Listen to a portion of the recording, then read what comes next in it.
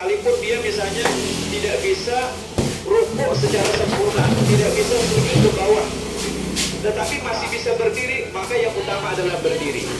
Walaupun mungkin rukuknya dia hanya menggelengkan kepalanya sedikit, kemudian juga sujudnya dia hanya menggelengkan ke bawah sedikit, tetapi kalau dia bisa berdiri, maka yang utama adalah berdiri.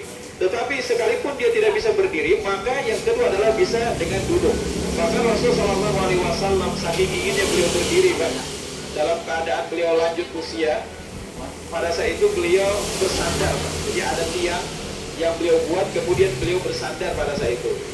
Nah, jadi dalam hal ini boleh saja seseorang menggunakan tongkat atau bersandar di tembok, atau juga berpegang dengan tiang pada saat dia ingin sholat sambil berdiri. Berdasarkan riwayat daripada Ummu Qais, ketika Rasulullah SAW lanjut usia, lemah, beliau memasang tiang di tempat sholatnya sebagai sandaran. Hadis riwayat Abu Daud. Nah, terkait dengan duduk, dalam riwayat yang diriwayatkan oleh Aisyah, ra'aitu Nabi SAW yusalli mutarabbi'an.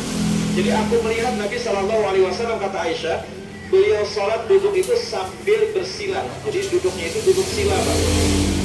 Dan jumhur ulama juga memilih bahwasanya duduk sila ini, Pak, kalau seseorang ingin duduk, maka namun tidak menutup kemungkinan boleh juga seseorang duduk itu sambil iftirash, boleh juga duduknya itu sambil tawarruk. Jadi mana yang menurut kita nyaman.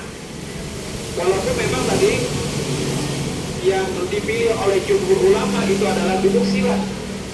Kenapa demikian? Karena duduk sila ini adalah duduk yang paling nyaman, Pak.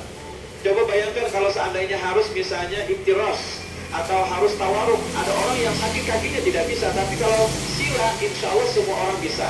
Jadi boleh sila, boleh juga iftirash, boleh juga tawaruk, atau boleh di atas kursi kalau seandainya memang seseorang tidak bisa duduk di bawah.